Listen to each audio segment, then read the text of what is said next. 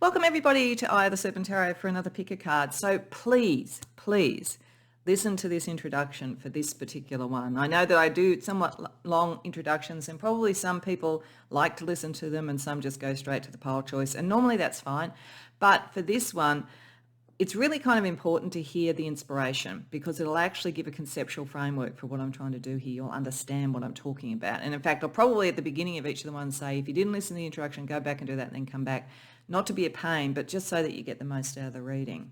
So today we're looking at where are you one in a million? And this comes from a very specific inspiration. So one of the things I like to watch on YouTube is there's various channels that do interesting conversations with interesting people and things like that. There's one called Trigonometry. There's one called Diary of a CEO. There's also one by a guy called Chris Williamson, and that's what he calls his channel from what I can see. And I came across a couple of days ago, I think, a clip from a longer interview he did with Jordan Peterson. And now I find Jordan Peterson a very fascinating person to listen to. He has particular political leanings. This is not about the politics. I'm not getting into any of that. I don't like to get into politics on this channel. It's just more that he is a brilliant psychologist and he's extremely well read and knows the research and all that kind of thing. And the way that he articulates things and frames things can be incredibly insightful. So I immediately clicked on that to see, because what the clip was about was him looking at Elon Musk and what Elon Musk is like, and I thought, wow, what an interesting thing to see. So what Chris was asking him was that he read a quote from Elon Musk that said something like, "My mind is a storm. I don't think most people would want to be me," or something like that. And he says, "What do you make of that?" to Jordan. And Jordan was talking about, the sort of creative genius of an Elon Musk. And I think, again, putting all the politics and everything, it's all very sensitive aside, I think we'd all have to agree that he is a genius. So what Jordan talked about was, he said, first of all, that he was talking about how creative genius is often seen. And he was saying there's a lot of research that shows this, and particularly creative genius around verbal and artistic things. It doesn't have to be, there's all types of creativity. But he was saying that what happens with creative genius is that you tend to find the person thinks incredibly fast. They're usually verbally or visually very dexterous. Things happen very quickly for them. And he talked about some examples, and he said Elon Musk would be like that. And he said at its absolute worst, it becomes mania. And he said he didn't see that in Elon, but, it is something that you have to deal with if you have that speed of mind or speed of thought. And he was saying that, if you thought of that as a pillar of something, someone like an Elon Musk might be 1 in 1,000 at that kind of thing, that kind of creative flow. And then he said the other thing that's interesting about Elon is that he is a engineer, like he's a very dedicated engineer. And what he talked about there, and again, this is a bit broader than just doing engineering, he said is that there is a way of assessing people, again, a kind of another pillar, which is conscientiousness or focus. And he said, so people who have that can produce a lot. That it's not just that they work very hard, they produce a lot, they see things in great detail, they get things quite detailed done very quickly, all of that kind of thing. So you have, and he said with Elon, if you've got sort of like you're 1 in 1,000 on the creative genius and you're 1 in 1,000 on the degree of output and focus that you could do, it's like you're 1 in a million, because it's the kind of combined exponential combination of those energies. And he said with Elon, there could be something else and it could be 1 in a billion or whatever. And I thought, what an interesting idea, because I have a personal theory, and one of the things underneath the whole purpose of this channel is to get people thinking about what makes them unique and what they truly have and what they have to offer. Because I think the more that we understand that, two things happen. More, we not only enrich our own lives, but we enrich the lives of everybody around us and the world and all that kind of thing, at whatever level we do it. The second thing is that if you know that about yourself, you tend to self-actualize. And from my experience, again, working in HR and watching people and power and how people deal with power, those that self-actualize tend to be the best leaders or the best collaborators, because in a weird way, it stops you needing to be competitive. Most competition in and of itself comes from some form of insecurity or not knowing yourself, from what I've observed in life. When you know that kind of falls away, and it's more about collaboration. And the only person you compete with is yourself to do more. So I personally think we're all geniuses, but what it might be is that many of us are undiscovered geniuses, even to ourselves. And I just love this idea that Jordan Peterson was talking about. And I think there's so many different pillars that you might have. There could be a spiritual pillar. There could be an ambitious pillar. In fact, I wouldn't mind betting that the thing that takes someone who has a couple of those pillars and then they become famous or they become very wealthy is they probably are 1 in 1,000 on level of ambition as well. Like, I just think there's various factors that, you could be a genius but an undiscovered one, or you could be a genius that is seen in the world, and it could be something like that. So what I wanted to do, and sorry that this was a bit long-winded, was to give you an idea. What I'm looking to do here is work out for each pile, what are the 2 key pillars that would, in combination for you, make you 1 in a million? What's a kind of combining, some information on a combining energy of how that operates. And then we're going to just explore each of them in sort of like one by one, and how they come together, and what support you have for it, so that we hopefully do get a picture of where you are literally 1 in a million. And if you think about it, with how many millions there are in the world, you would think with the number of people who are likely to see this video that, you can really claim that that's, you've been drawn to that. So that's what it's about. And I'm going to use astrology to help me try and determine what I think the pillars are for you. So now we get to the pile choice, and you can just rush off if you always choose pile 2 or whatever. But if you want to contemplate this before choosing, then there's pile 1 has Saturn and Chiron together. So that's going to help me describe one of the pillars. Pile 2 has Venus and Uranus, and pile 3 has Mars and Uranus. There'll be 2 other cards from this deck under there, another one which will be the second pillar, and one which will be how they come together. There's also a card from the Blue Dragonfly deck to give a kind of a quirky contextualization of it. So that's how we're going to start, and then we'll go into tarot.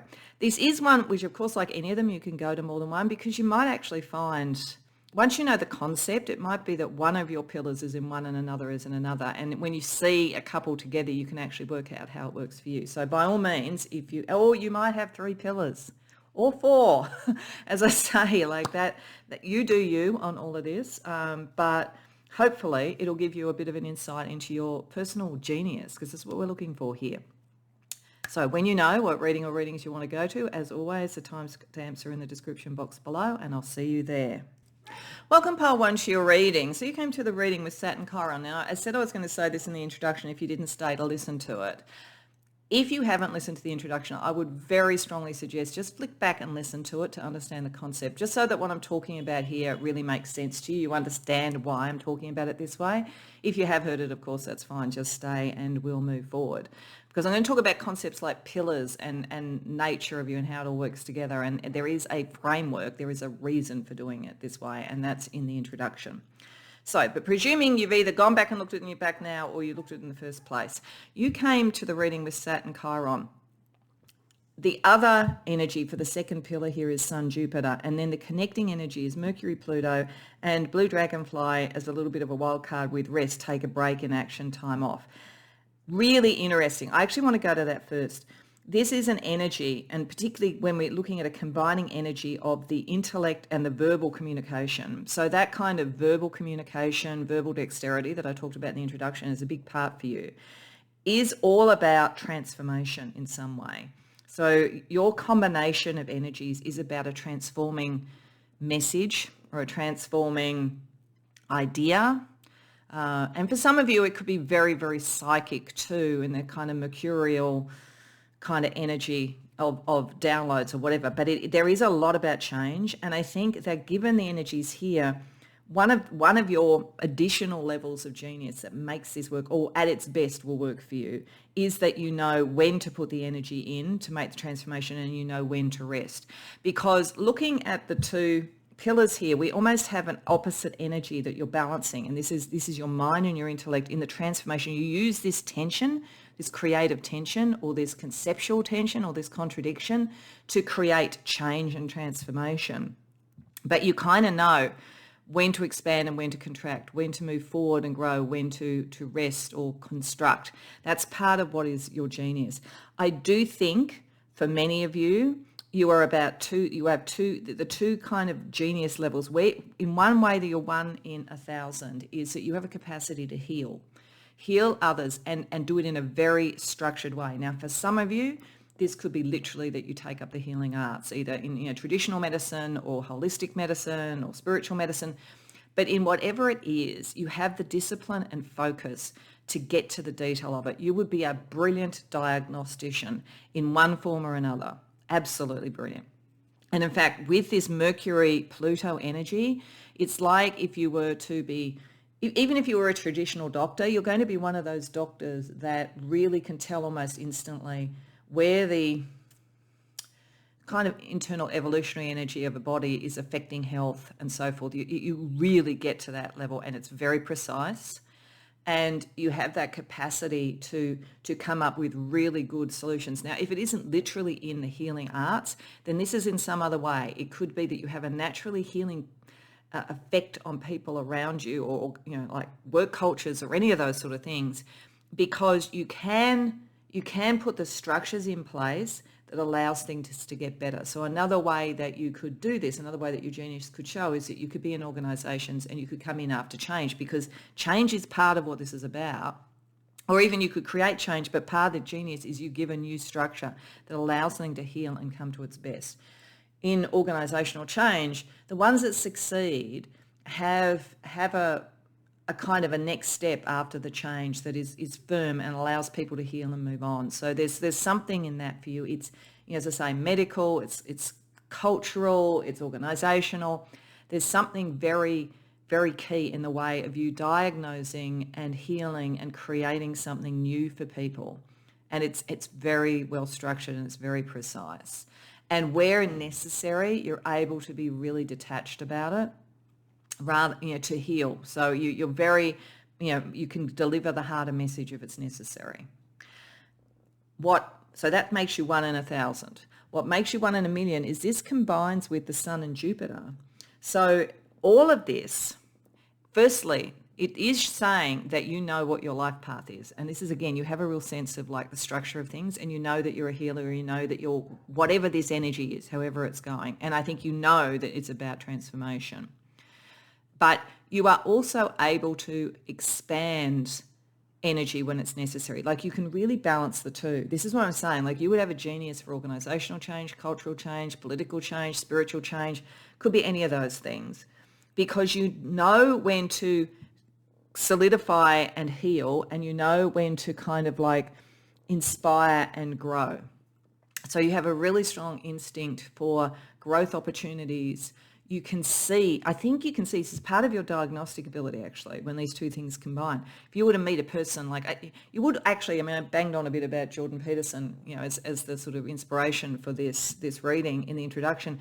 You might be a bit like him actually, because there is this sort of sense of understanding the sort of like the life paths of people, like being able to see that and being able to support it.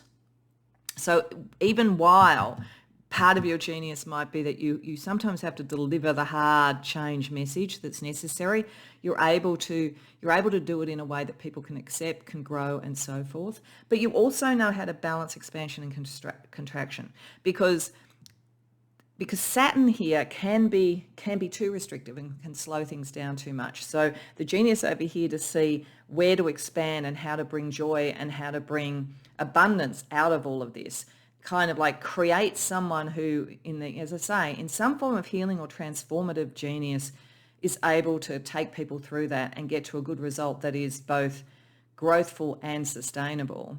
But equally, on its own over here, if you just had that and you had some other pillar here that wasn't as structured, you could almost grow too much. So one of the things about this, and what I'm trying to sort of find with this is, and within the intent of this, was the kind of, because you probably have a number of pillars, but the two that are really key to create your genius and make it most manifest in the world are these. And it is because if you were too limited, then you may not actually have the impact or the growth or the abundance coming from it. If you were too sort of like growthful, you may never actually structure something. So someone with a very strong thing over here could have a very strong sense of self, and they could have a sense of growth, and they could be very charismatic, but they might not have the discipline that you get with the Saturn here to actually do anything with it. A bit like in the introduction, and I must say the combination of the creative, fast-thinking genius of Elon Musk with the focus and the conscientiousness creates the 1 in 1,000,000. So for you, it's the balance of expansion and contraction intellectually understood for the purpose of whatever transformation is occurring, and the capacity to like heal your own and other people's life paths or organizations. But as I say, it's also that you know when to rest, when others need to rest, and when you need to rest, and when growth needs to rest, or when you have to kind of ease the brakes a bit and let people flow again, you know, if there's been a discipline around it. So you are very, very much the genius of change in one form or another. And there's a great psychological understanding and a great generosity of spirit, because this is the other thing, there's something very generous about you. And so even though, as I say, you have a lot of discipline around it and you're about the long-term outcome, and you're very long-term outcome focused, the health of something, the sustainability of something, you're also very, very generous and very, very kind. And that becomes a really strong connection. So I think I mentioned in the introduction that you know, I was thinking about someone like Vincent van Gogh, saying that sometimes we have a genius that is not discovered in the world, and it doesn't mean that we aren't a genius. And sometimes it will never be discovered, but it was important to us. And other times it might be like Vincent van Gogh, where it was discovered posthumously. So in honour of that and the creative potential of all of this, I'm using a deck called the Watercolour Tarot, and it's really beautiful. You'll see. Now, I don't know whether Vincent van Gogh used watercolour. I think he used oils, but I'm not an artist. So if you know, for my edification down there, let me know in the comments.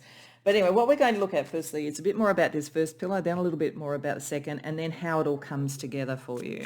So a little bit more about this, you know, healer, structured, disciplined, diagnostician, I think, energy that you have, where you're 1 in 1,000 in terms of your ability there.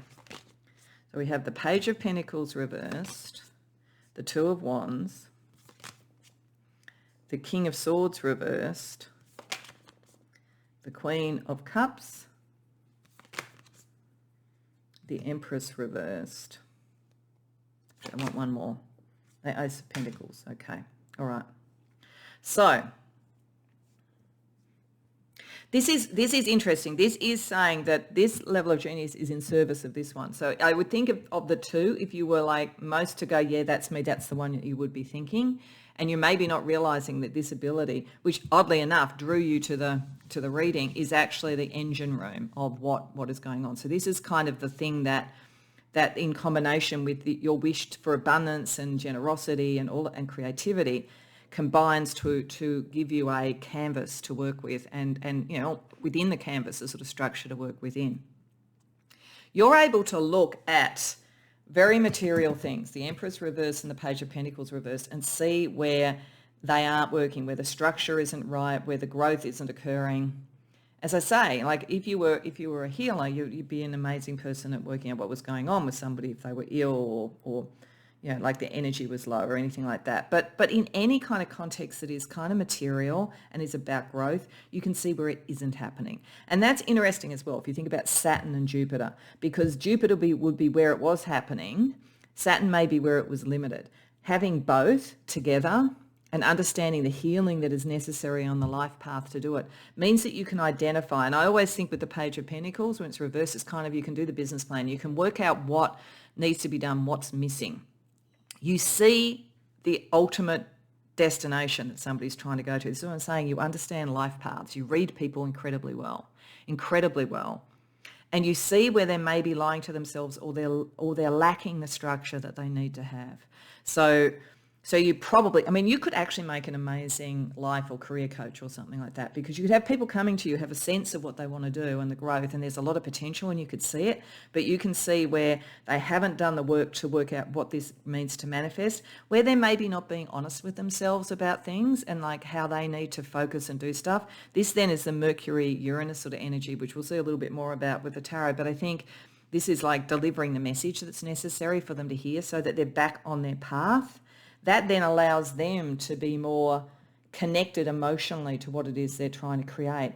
And in doing it, you are creative in this practical way, but it's very emotionally resonant. This is the kindness energy.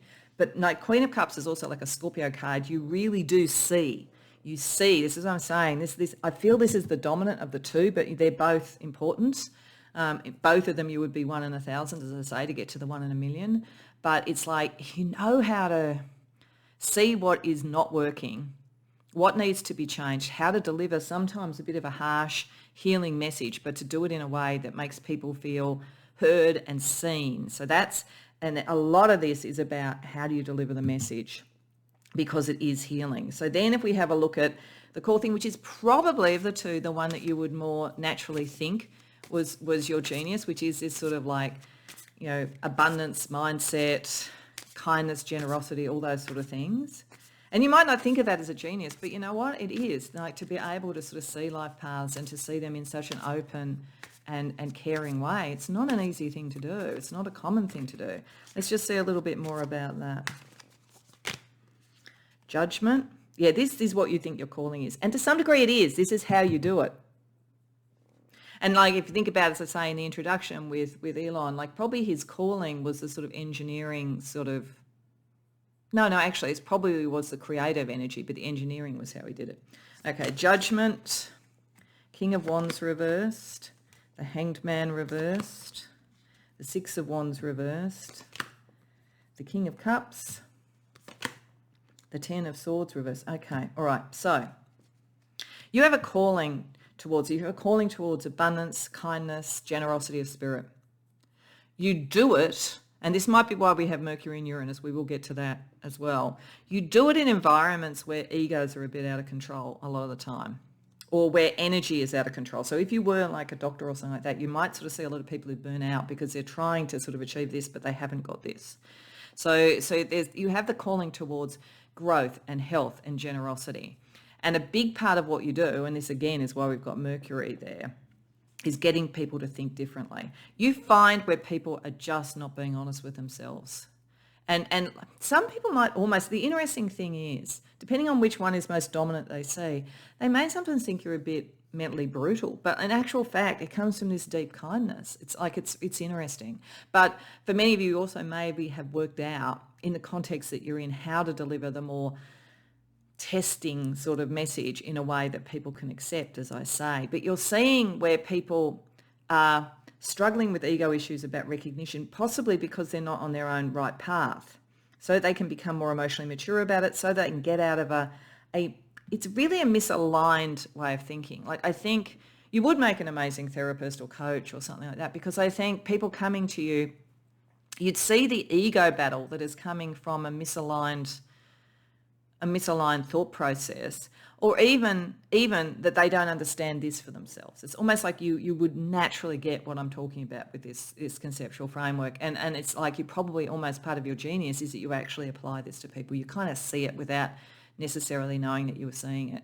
So there's something like that. And I think you can help people think differently about when they're struggling for recognition, and when they're caught up in corrosive, or toxic competition or whatever, how to think about things and release themselves so they can get to what's authentic. And that's where they're going to be successful. People, and I think you might be able to shift a lot of organisations out of some sort of concept they have about what would be successful when it's not working, people out of a concept about what is it to be successful, because people can think, unless I'm a CEO, I'm not successful, but you actually may not be the sort of person who should be just running a business. And that's what a CEO is. They run a business. They're not necessarily the most creative. They run a business.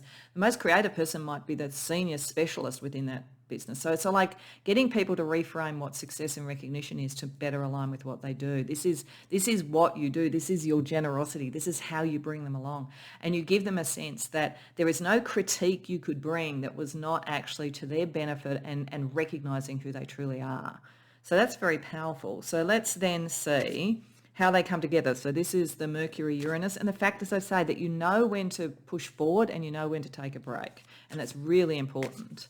So let's just see how those energies come together to create this 1 in a million genius.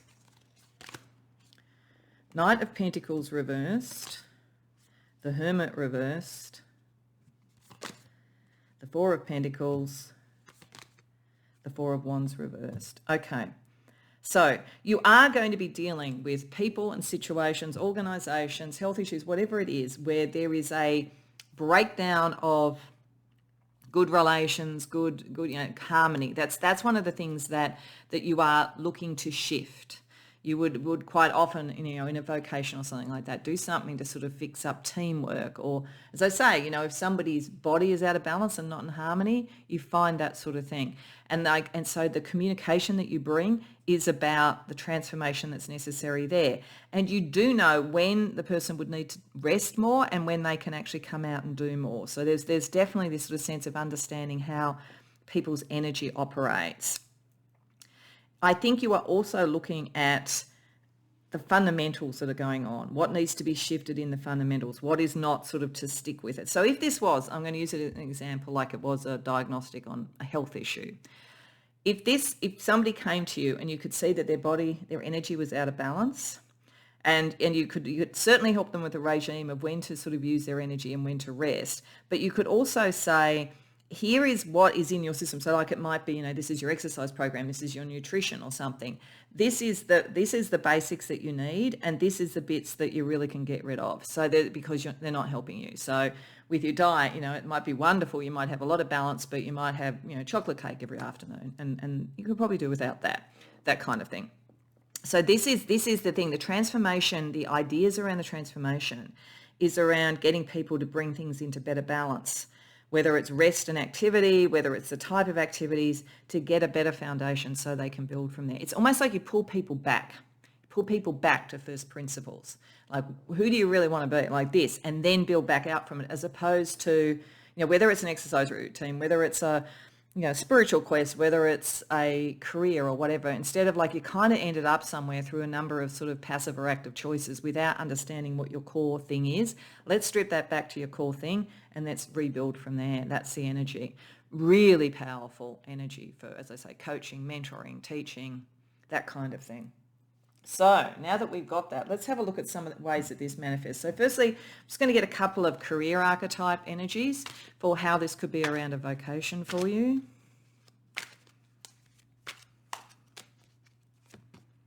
The remote revolution. Okay, so for many of you, you may do a lot of this sort of online, or you may be helping people deal with that change. This is a major change that's going on in the world at the moment. And it kind of got heightened through the pandemic. But it is the future in many ways. The concept of people, following their careers or whatever in an office building in the middle of the city, with the same people all the time, that's kind of really shifting. And I think for people to know where can they expand and grow, but then what is their place, can be difficult in that. So you could particularly help people to deal with those sorts of things if you chose. And the passion pioneer. Getting people back to their passion, yeah. What do they really want to do? The Queen and King of Cups, what's emotionally in their heart?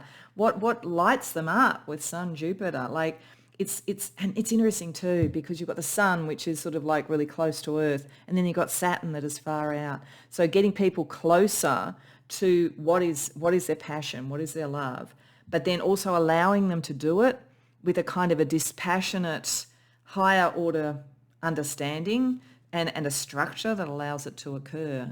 These things come together to be something very special and unique that you can bring.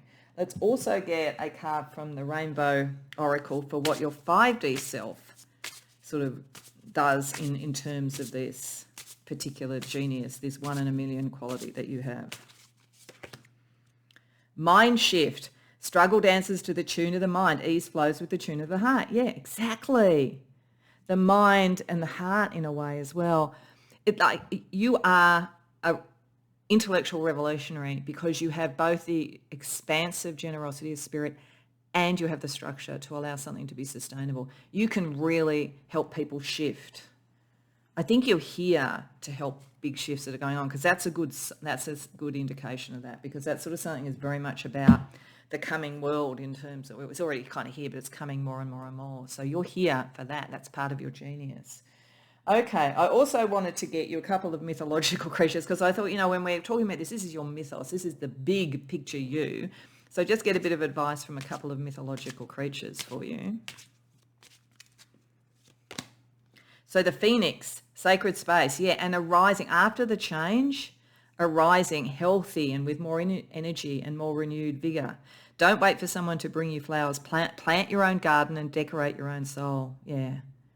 You get this. You can help other people to do it. Free themselves from all the kind of ideas that others put in so that they get to the core of who they truly are. And we have demon power. Obstacles are put in your way to see if you want what you want is really worth fighting for. Okay, so this is not about demons helping you out. This deck doesn't operate that way.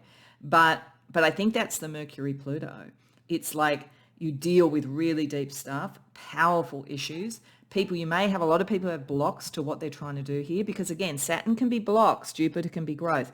Getting that into balance, working out where an obstacle is actually something maybe to heal and take somebody on their life path. So that's interesting as well.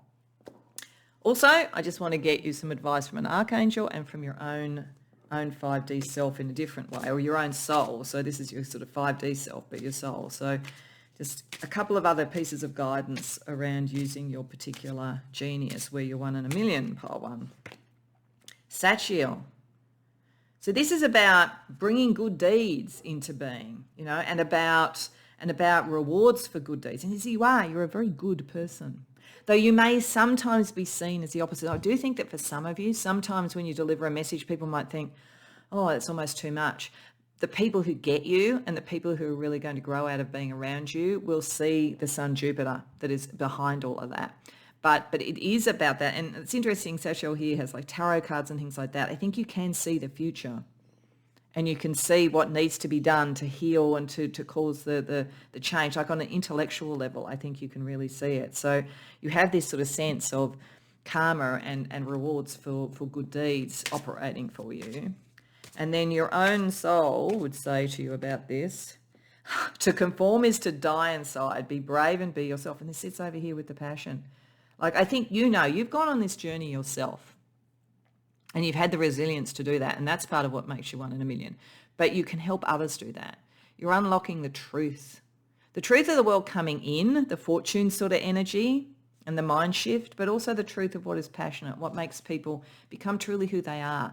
Because ultimately, if they do that, they're going to only compete with themselves, and it's going to be a very healthy way for the world to move forward. Okay, so lastly, I just wanted to get you a blessing, and I wanted a blessing from the Fae, because I thought we're dealing here with, again, the sort of like the highest order kind of energy around what makes you very special, and the Fae to me is sort of like the liminal space having the final word. So a blessing for you, pile 1, in manifesting your personal genius.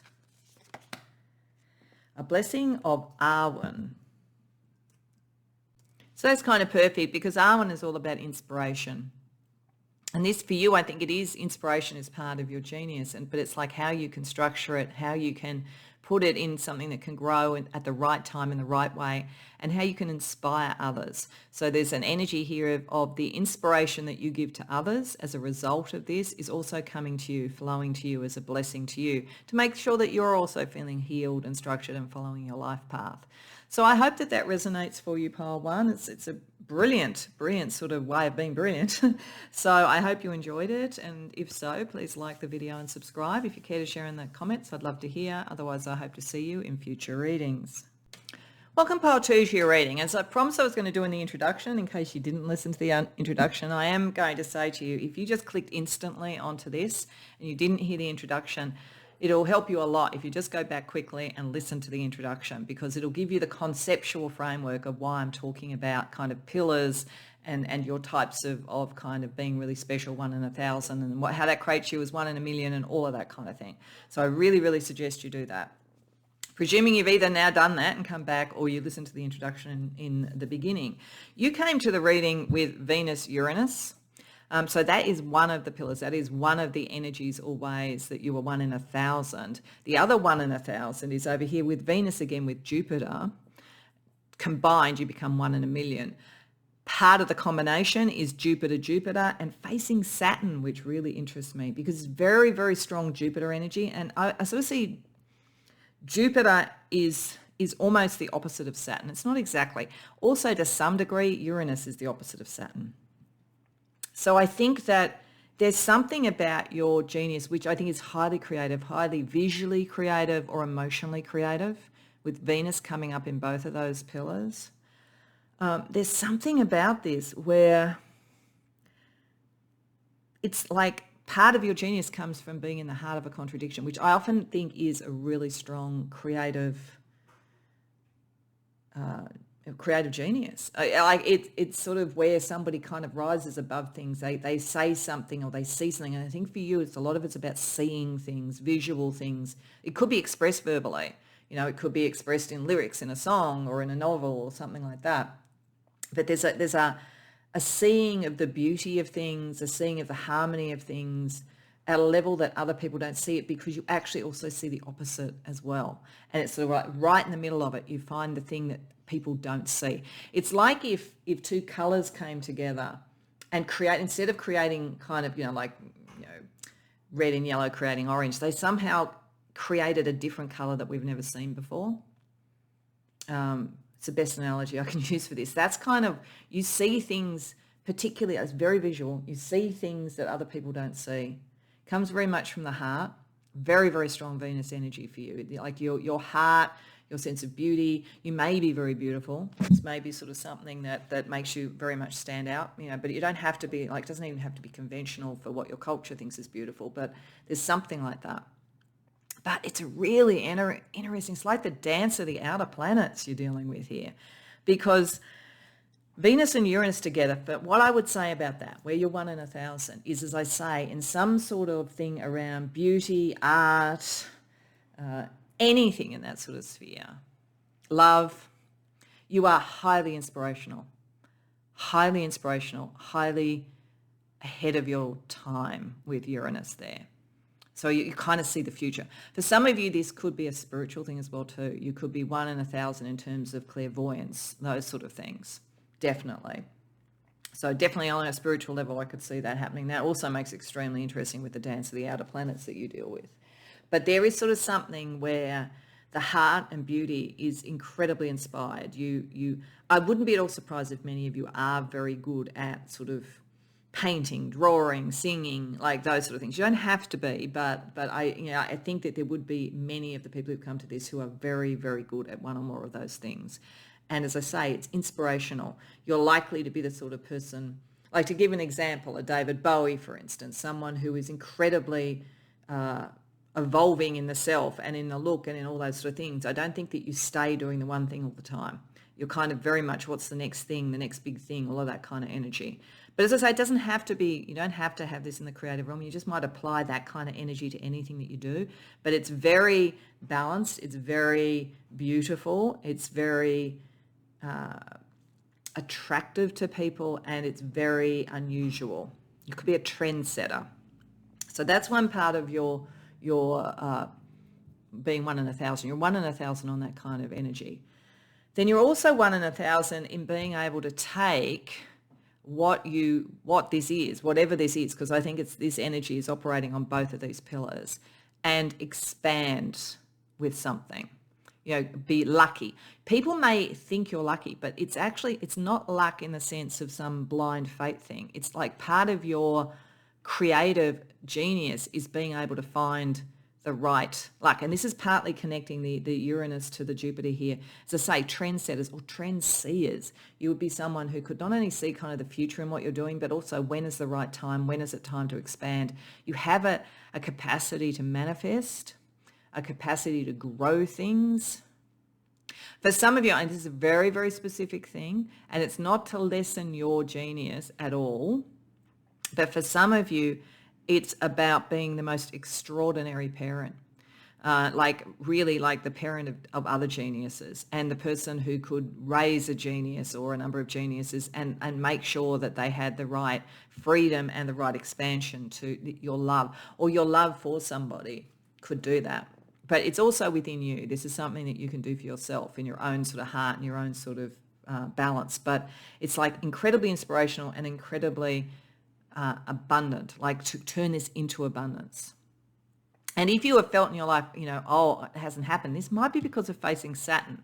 And this is why I want to talk about the dance of the planets, because some of this just may be that you haven't fully yet understood the inspiration or trusted yourself on it. Some of it may be time. For some of you, this really flowers later in life. and for any number of reasons. And the genius is always there, but the opportunities to make it into something that lasts. For some of you, it is creating a legacy. If you were an artist in some way, you create a legacy. It's like an Andy Warhol brought in sort of like that completely new type of art that then has influenced so many people and so forth. So there's something there that could be around time and around how to structure it. And this is how you bring these things together, because both of these energies, like Venus itself, like there's the good thing is there's almost a singular focus here. So you're not drawn, the two sort of sides coming together to make you one in a million, and not drawing you in opposite directions around the core part of it, which has to do with Venusian energy. But with Uranus and Jupiter, they're both highly fast, expansive sort of energies, or at least Uranus is very changing, very electric and inspirational, and Jupiter is very growthful. And then you've got like double Jupiter here. So you're really meant to create abundance and so forth. I think that most of you, if you really harness this energy, you're going to do extremely well in this world. But as I say, it may be a little bit later. This genius you might have had, you know, like at school, you may not have done that well at school, for instance, because you might have just been so different that people just didn't understand you, neurodivergent, or the way you thought or felt about things. Or, you know, you mightn't have felt when you were young completely at home in your body for whatever reason. So some of this, you know, growth is important, like facing Saturn is taking time, taking the mature approach. The other thing too, is it is a balance, because Uranus and Jupiter in their own way kind of feel quite youthful as energies. Saturn brings you that gravitas to make something occur. And as I say, make a legacy occur. But there is a dance going on here. Because as I say, if you almost thought of it in a ballroom, Uranus is the kind of electric person that everybody's going to see when they walk in the room. Jupiter's the sort of expansive, wonderful host. And then Saturn is the sort of person who's kind of looking at the time clock going, it's time for the waltz. Or I think we should be, you know, moving to the dinner now. But it's like a structure. There's a structure around it. So that's necessary. And if any of you have felt like, I don't know why this isn't taking, it's like kind of look at where Saturn is in your chart. If you know your chart, that could be a good sign. Otherwise, it's like, that's the thing. Sometimes it's just you've got to take all of this genius and just knuckle down and do something, even if it doesn't feel natural, even if it feels like, but I have much more fun coming up with the ideas than producing the thing. The reality is to really maximize the growth that you could have and to really maximize where you are one in a million. This is just kind of like an understanding, a mature approach to doing it. So we're going to look with tarot at a little bit more first about the inspirational, trend-setting, zany kind of energy, and then over here the abundance energy, the capacity to make something abundant and growthful. Then we're going to have a look at how that incredible sort of enthusiasm can be tempered and structured so that you get an outcome. We're going to use the watercolor tarot. I'm using that in honor of the fact that I think I was mentioning, you know, one of the ways of looking at this is that somebody can have a genius and maybe it's not recognized in your lifetime. You could be a Vincent van Gogh and it's sort of like after your life that people sort of see the brilliance in what you do. So I guess what I'm trying to tell to here is in knowing what it is so that you've got the chance of it not being posthumous. But in honor of that, I have a deck which is called the watercolor deck. So it's very painterly deck. I'm pretty sure he used oil, so I'm not a art historian. But it's still, you know, kind of probably the closest thing I've got in my deck collection in honor of that kind of concept as well. So in honor of you painting on your canvas with what is really unique about you in this life so that you get the rewards in this life. So firstly, the first pillar. So this is your creative inspiration. You're off the chart on new ideas, future thinking ideas, trend setting ideas, all that kind of thing. So we get the Devil reversed, the Six of Swords reversed, the Ten of Pentacles. Oh, yeah, you break through things. The Ace of Wands reversed, the Knight of Wands reversed, Justice. Okay, all right. So, firstly, I think for many of you, the reason that was important to see facing Saturn is I don't know that you fully manifest in the world this genius yet, this 1 in 1,000, let alone that 1 in a million. Doesn't mean you won't. I think this is why it's important. It's really saying with Jupiter, you really can do this. You've just got to kind of give it a structure and believe in yourself and do it and take the time to do it. And the reason I say that is that the first 5 cards are reversed. That's not necessarily bad, but it tends to suggest that some of this energy is a bit muted. Justice down here tells me that for many of you, there's some sort of a contractual thing that's either just happened or about to happen that will start to bring this to the surface. So, like you have done some work and you finally had your first exhibition and you're selling a lot of things, and that kind of gives a momentum, or you've just got offered a job or something like that, or you're about to. Otherwise, it's kind of the balance of Saturn here is important to bring all this to the surface. But what it's saying is, unconventional as can be, devil reverse. You have no, part of what makes you 1 in 1,000 is when you're doing this, you really don't have any boundaries.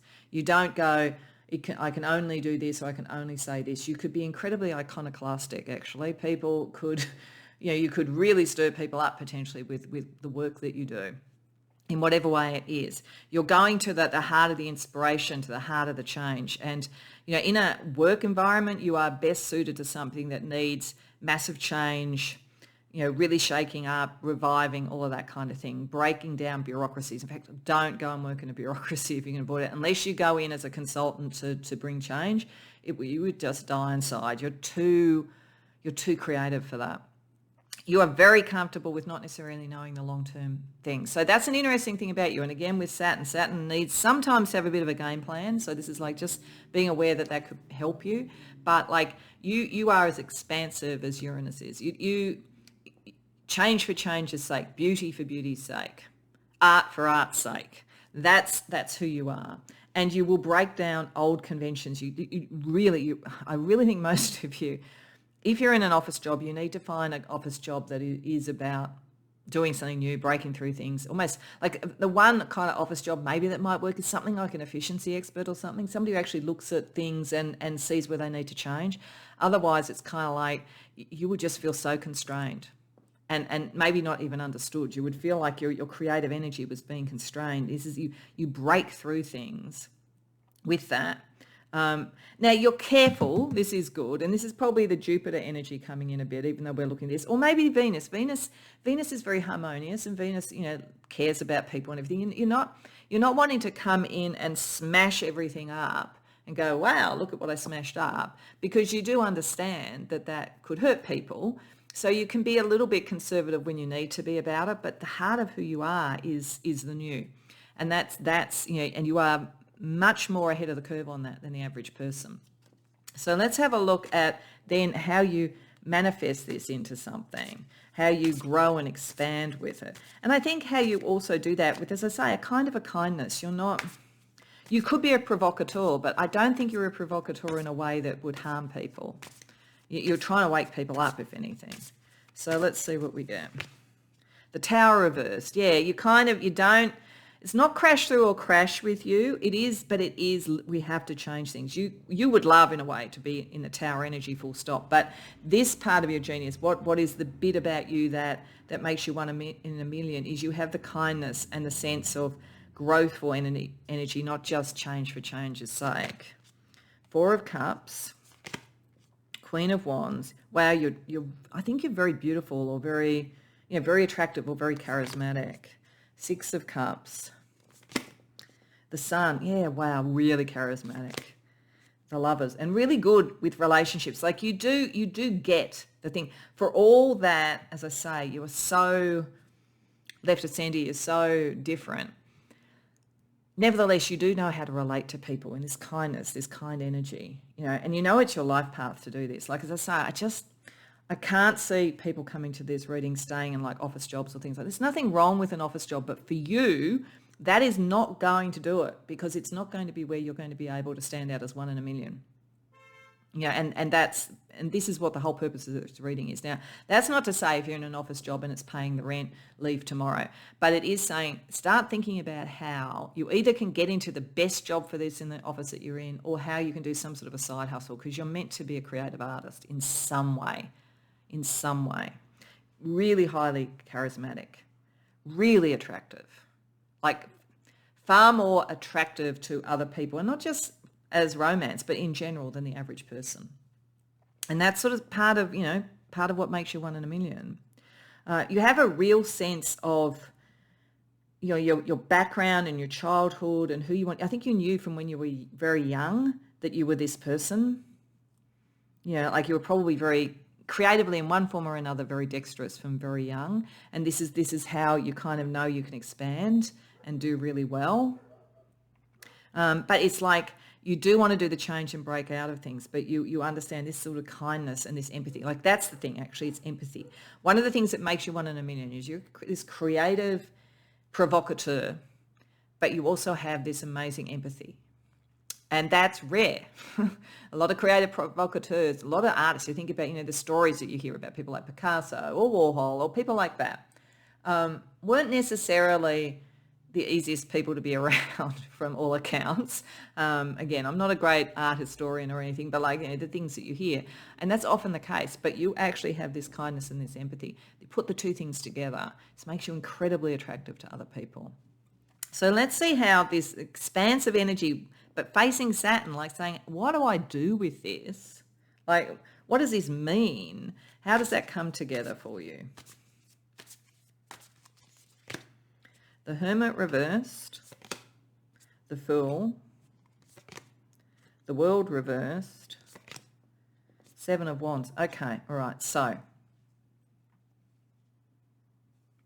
the Hermit reverse, I think that's picking up this Saturn energy in a way. I think what it's saying is that for some of you, facing Saturn, for some of you, this is actually talking about what you need to adjust in your life, because as I kept coming back to saying, if you're in an office or something like that, I think for some of you, facing Saturn is understanding that maybe senses of responsibility, maybe ones with 6 of Cups that were put into you when you were very young, and that, because you care about people, you take very seriously. Or, if you have a family around you at the moment, and so you're saying, well, I have to bring in the money and all that kind of thing. That my contribution is important that way. There's still sort of something there about understanding there might be a way of doing that responsibility, but in a more out in the world way than maybe what you're doing. It's like thinking about that. Is there a different way to construct your sort of sense of responsibility and your maturity to unleash what is truly unique about you? That can allow you to sort of have the double Jupiter, the Fool, moving forward, this great optimism, because something's incomplete for you at the moment, and you just need to have the courage to do it, because you really do have all the kit bag. This is very unusual. I mean, as I say, the whole concept of this is what makes you 1 in a million, because 1 in 1,000 for the inspiration, 1 in 1,000 for the empathy and the growth and the kind of fortune if you do it. Bringing the two together makes you sort of someone who can create the 1 in a million thing. So there's a real call to your creative heart here, pile 2. So let's see firstly on a career level, or on a vocation level, how this could play out.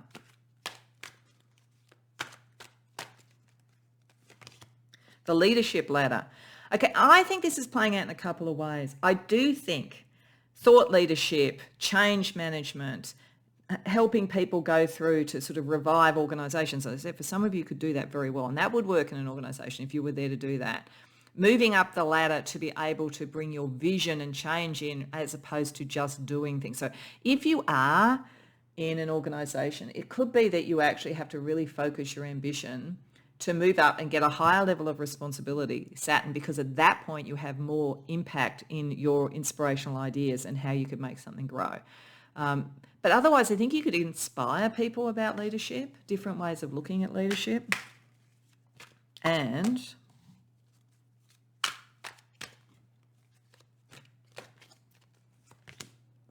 the freelance frontier. So yeah, okay. So as I was saying, for some of you, if you are kind of caught in something more conventional and you do take that very seriously because you have a sense of responsibility, all of which is important to really bring this about, something freelancing, something independent, something where you move from organisation to organisation, or a side hustle, something like that, that will help you. So I think it's almost like it's saying that if you are not a classic creative artist, then you have one path is to go up the ladder and then have more impact creatively on an organisation. The other is to be a bit more flexible in what you do, freelance, consult, that kind of thing.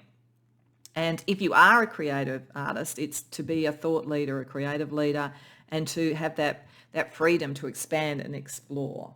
Okay, so then if we have a look at the 5D, we'll just get a card from the Rainbow Oracle for what the 5D is saying. Then we're going to get an archangel and also your own soul talking to you, plus some mythological creatures. I just wanted different sort of inputs for you to think about these pillars and how they operate for you. So the 5D level, heart magic, create the world from your heart. We see all this Venus stuff. It's your magic wand of the universe. Yeah, you really are. Your heart is magical. Your love is magical. Your beauty is magical. Your empathy is magical on a much higher order than most people. So I'm saying this makes you 1 in a million. Okay, so then let's have a look at mythological creatures first, and then we're going to, as I say, talk to archangels and to your own soul. So a couple of mythological creatures, because I really wanted to look at your mythos when we're talking about what makes you 1 in a million. We have the Minoan energy. Now that's interesting. They were the great architects. They were the great new builders of cities, all of that kind of thing. It's like, yeah, you're meant to create, and the energy. The secret of change is to focus all of your energy, not on fighting the old, but on building the new. And this is the thing. It's kind of, because like you aren't coming in to do crash or crash. You're looking at how to change things gradually, to build something new in whatever way you do this. And might be why I was sort of thinking of Andy Warhol as an example, because, like his sort of pop art use sort of iconography really of the modern world or whatever, and use it in a different way. So maybe there's something here for you. Part of it is actually knowing and how to use what exists, but do it in a completely inspirational way. And phantom cat, vision. When one door closes, another opens, but often we look at closed doors and do not see open ones. I think you do see the open ones, but I think you worry. This is the Saturn. It's like getting that in balance, like almost assessing the door. Do I want to go through that door and close the other one or not? That's the thing that's going to really turbocharge what you do here. Is it time to close the door, move on to do the next thing, or is there still something to do? That when you get that into your sense of creation, that's when you really bring everything together. Let's get you an archangel. Give another sort of level of understanding about what's going on here. Azrael. Yeah, I'm going to put this over here with endings and beginnings, because that's what Azrael is about. And that's interesting with Saturn as well. There's something in this about the endings of things and responsibly sort of overseeing the ending, because you come from the heart. It's like whatever you do, whatever new things you bring in, however you expand, it's like you have this very kind, and Azrael is very kind energy for the old. You don't disrespect the old. You don't disrespect what's come before. You actually do revere it in its own way, but you know it's time for change. So there's something like that going on with you. And then what your soul could say to you. A wonderful surprise is coming. Something entirely new awaits you. I think this is the Justice card up here. I think something's coming in. An opportunity around this, a job around this, a new inspiration or whatever, and it's really going to pay off for you. It's going to bring some of the abundance in. So if you've been struggling with this, if you've been struggling with how you create your vision, how you get in the right place to do it, or you have the right sort of like structure around your life, your heart is full, you're bursting with ideas and all that kind of thing, there's something coming. And it's going to create an ending as well. So this is also the Saturn, like how you do that with kindness and with sort of responsibility, but then be able to take an advantage. This is also the Jupiter. Something fortunate's coming in for you. This is coming to a bit of a peak level, which makes a perfect segue for the last card I wanted to use here, because I wanted to use a blessing from the Fae. I wanted a blessing around what makes you 1 in a million. So let's see what the Fae would bring you as a blessing, pile 2. A blessing of a safe place in the world. Okay, so if any of this around the inspiration and around the expansion with facing Saturn, if you were hitting resistance, or if you're feeling like, I have to stay in my 9-to-5 job, how can I do this? Like it's like I have responsibilities. This is saying that something, a job that's better, freelance opportunities, moving up the ladder, a creative inspiration that's really going to take off because it's just going to hit the right time at, like the zeitgeist at the right time. Something is creating the safety for you because you do come from your heart. So what you bring is very beautiful. So there is a safe energy coming in to allow you to really express this. So I hope that resonates for you. I hope you enjoyed the reading. If so, please like the video and subscribe. If you care to share in the comments, I'd love to hear. Otherwise, I hope to see you in future readings. Welcome, Pile 3, to your reading. So I'm saying this at the beginning of each of the readings, just in case you didn't stop and listen to the introduction at the beginning. I highly recommend you flick back and watch that. It's only a few minutes long, but it'll give you a concept of why I'm talking about things this way, why I'm talking about pillars and the things that make you 1 in 1,000 and then in combination 1 in a million. So you'll understand what that's about. If you've just gone and done that and you're back, or if you listen to the introduction, we can jump into the reading now. So you then came to the reading with Mars and Uranus as one of the pillars, one of the ways that you are 1 in 1,000 in this case in terms of some form of genius or ability. And then we also have Mercury and Mercury as the second one. And then what kind of brings it together is another astrological energy and a blue dragonfly wild card, which I'll get to because I think that's very interesting given the amount of energy we're talking about here. I think this is more a thing that helps you contain something and know you're going in the right direction. I don't remember whether I said it in the introduction or whether I've said it in one of the other readings, but one of the things I said, if you're looking at the different pillars, the different ways in which one could be 1 in 1,000, I said, for some people, ambition is part of it. And that I actually think that for people, particularly people who are going to be known in the world or people that are going to get to be a CEO or, a leader in their artistic field or a leader in science or whatever it may be, a sort of leader of a political party or a social cause, ambition would be one of the things. Like being 1 in 1,000 in terms of degree of ambition, like I really want to succeed. And I certainly know from, again, knowing a lot of people who've been very successful because of the job that I did, I met a lot of them, that would be pretty much a common element with them. So it doesn't mean to say if you're not that you won't be successful for other reasons, but it is a driving force that really helps. And you are very ambitious. You're very ambitious for change and for the new and for true electric inspired energy with Mars Uranus here. You get the inspiration and you do the work.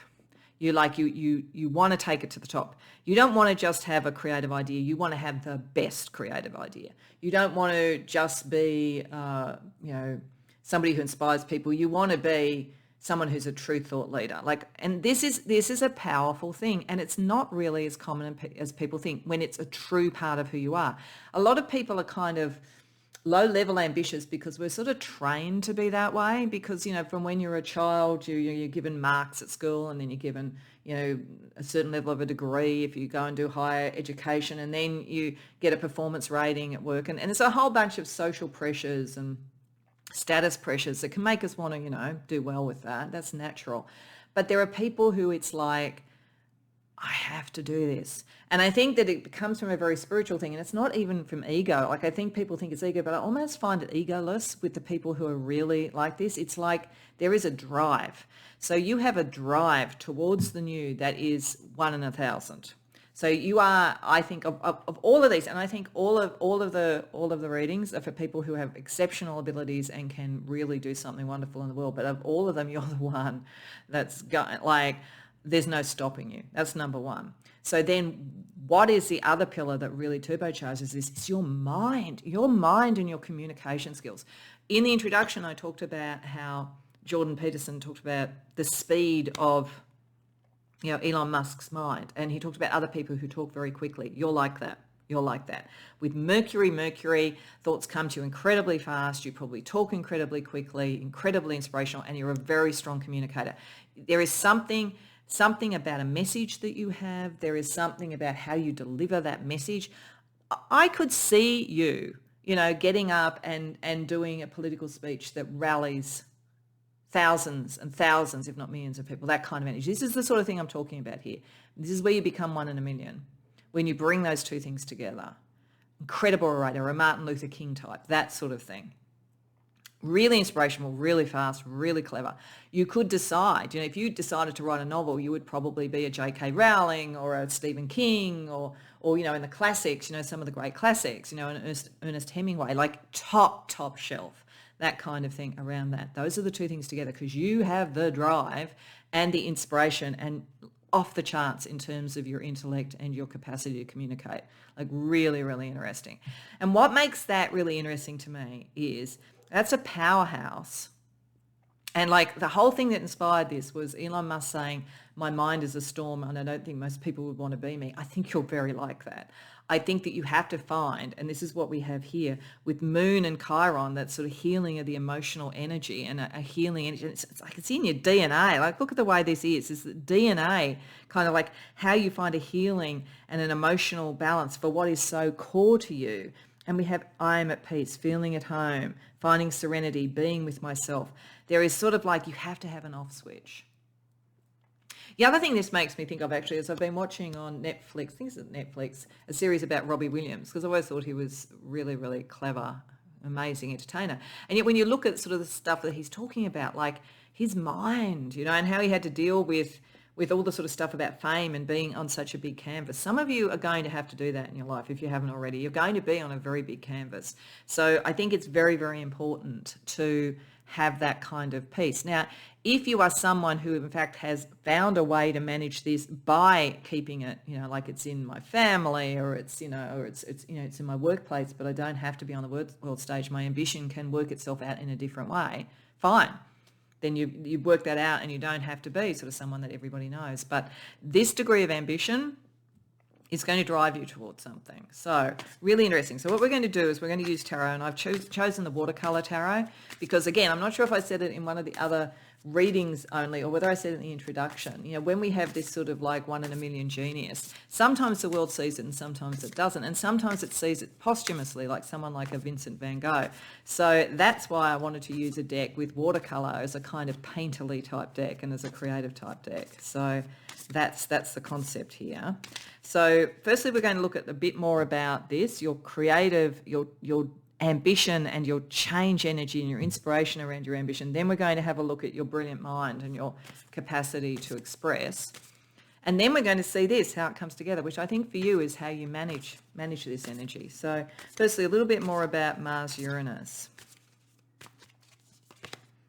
The Sun reversed, strength, the star, oh yeah, see, wow, such electric energy.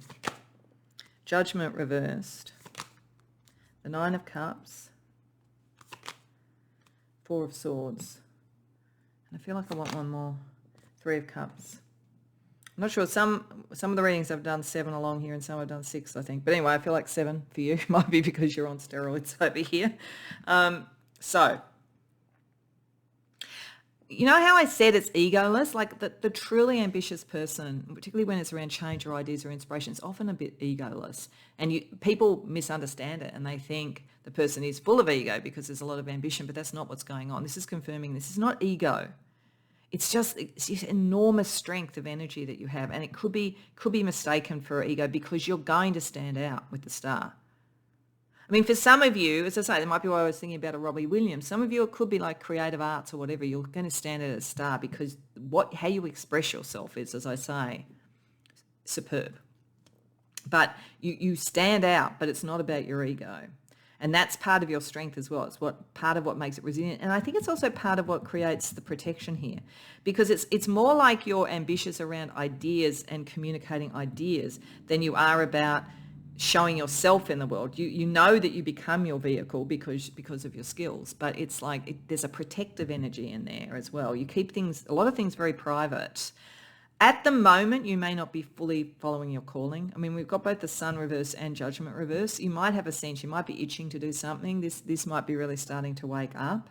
You know what you want. You know that you want to be happy. And it might be that there is a little bit of you with the I am at peace where you go, yeah, I kind of feel this. I know that. But right now I'm just happy, just being quiet. But there's something, so I think why I wanted this card, there's something here where there's almost an agitation of the people around you that's going to trigger this anyway. So I think this has not been fully triggered. It may have been at other stages in your life. You might have actually, for some of you, you might have done something really major and really felt like burnt out and like I just need time out, and you could be there healing. That could be going on. So, and you're happy in that, but you're going to start to feel the calling again. So let's see then when you use, as I say, this amazing mind, an amazing communication ability in particular. 10 of Swords reversed, Knight of Wands, 3 of Pentacles, 2 of Cups reversed, 9 of Pentacles, 5 of Cups reversed, King of Pentacles reversed. Okay, one of the things that this is showing me is it might be hard for you to find like a love partner and things like that who's on your level. Doesn't mean you can't, but I think it's caused you some issues. It's one of the things that makes you pull away from this a bit. Because with the Moon and Chiron, you want emotional connection, but it looks as though like just people even being able to keep up with you. You know, you might seem a bit overwhelming to some people. And so I'm not meaning this as a criticism. It's just so that you know, you tend to have been alone for this reason. You can make a lot of money, do really well, but it's like, and this degree of ambition too, the other thing it could be is that, you know, you get very focused and ambitious and like relationships fall by the wayside. But it's love relationships. Friendships you're really good at. Again, the communication thing, you're really good at finding collaborators, all of that kind of thing. And because you're not actually egoful, like when people they probably when they first are around you, they think it's all going to be about you and they find actually it's all about the cause. And so there's a great collaboration energy there. But I think it does make you, it costs you a bit around relationships sometimes, and it can be exhausting. One of the things here, like that degree of Mercury, it is like, you know, the Elon Musk statement, like my mind is a storm. You're very like that. That's why you also need to kind of heal and you need time out, because it could be exhausting. This is like so much is coming through. Like, how do you switch your mind off? You know, are you getting enough sleep? You know, how can you actually sort of improve that? Can you do some meditation? Like what would work for you to kind of get to that Chiron energy? Because this is full on. This feels full on, but this is mega full on. So it's sort of like, this is kind of like, I want the new, I'm ambitious, I'm ready, I'm going to act, I'm going to do something. And as I say, that's rare to be, you know, at that level. But the Mercury, it's like kind of having a direct electrical socket in your brain. Like downloading all the time. So I do think there's sort of something here about working. This is why we had the Moon and Chiron. You will have, or if you're worried that if you do that, you lose some of this energy, you won't. You've got energy in spades. It's your strength. Your energy is off the charts. That's not the issue. It's just the electrical circuitry that you have to look after. You have to look after your machine, pile 3. You have to care for your machine, your body, your soul with this amount coming in. And do think about whether what impact this has on relationships, because I don't think it's that you can't have a relationship, but I think you're going to have to find someone like yourself, because how would someone keep up is kind of the energy. So let's see a little bit more about us getting to this peace, getting to the healing or whatever within. What is Spirit saying about that for you? 9 of Wands. Yeah, you get exhausted. 8 of Wands reversed. Okay. 4 of Wands reversed, 8 of Swords reversed. Okay, all right. So this is saying that you often feel like, can I get through to the end? Now you can with the 9 of Wands. There's always like the second wind, and that with that energy, there always will be the second wind. It's just isn't necessarily always good. Or would it be better to kind of have a bit of a break, put the brakes on? I think that Spirit is asking you to think about that. Like, does every race have to be done so fast? Or could you actually do some things slower? Because bringing people along with you is, the faster you are, it's harder to do. So there's a way you think about yourself and about this stuff, and it's almost like a kind of obsessive energy here that you need to release yourself from. It's saying not every inspiration you get has to be taken to the finish line, number one. And not everybody can move as fast as you. So how do you balance that off? And if you can do that, you can really quality control where you put all this energy and your ambition. So you're not thinking about 10 things all at once and you're overblowing it. You're thinking about the 2 or 3 that really take it forward in the best way.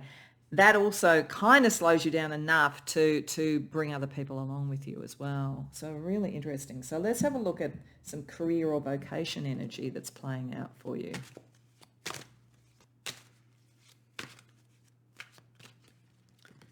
The promotion predictor, yeah, you're going to rise up in whatever you do. Like with that degree of ambition, it's almost inevitable. And other people, as I say, like I reckon you would find quite a few people at the top of organisations, political causes, whatever it is, that have that energy, that are one of the 1 in 1,000 around all of that. The thing that's going to make you 1 in a million with that is this extraordinary mind as well. But it's certainly going to take you places. And the dream chaser. So yeah, like what do you dream? This is again the moon thing, and it's getting some sleep. Like I think that's a real thing for you. Like I do think you're getting downloads and things in your dreams and all that kind of thing. It's like actually quite a strong spiritual thing and quite a strong telepathic thing.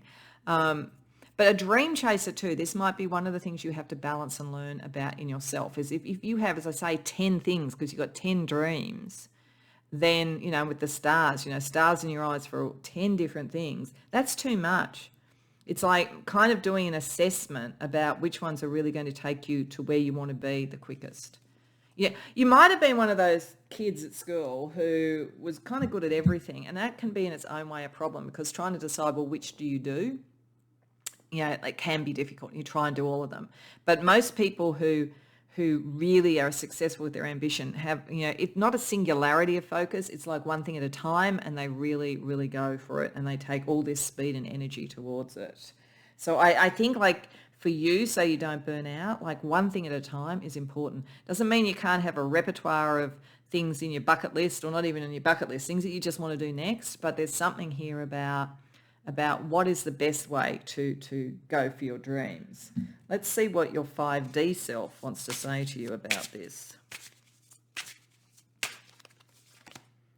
Rainbow energy, the colours of the universe live within you, radiate their brilliance. Yeah, you're all the colours. There's no doubt about that. And the universe is talking to you. It's like, how do you focus this? But as I say, you are brilliant, like intellectually and communication wise, off the charts. Like I would almost say that's more than 1 in 1,000. I'd almost say this is like more like 1 in 100,000. So this is almost like more in 100 million or something to get this together, to be honest. But nevertheless, you have all the colours. It's like, you know, but you know what? You know, when you bring all the colours together, you get white light. Like it's like, I think there's something about like, what's the white light? What's the real core thing? So let's get some mythical creatures, because this is you at a mythological level. What would they advise you?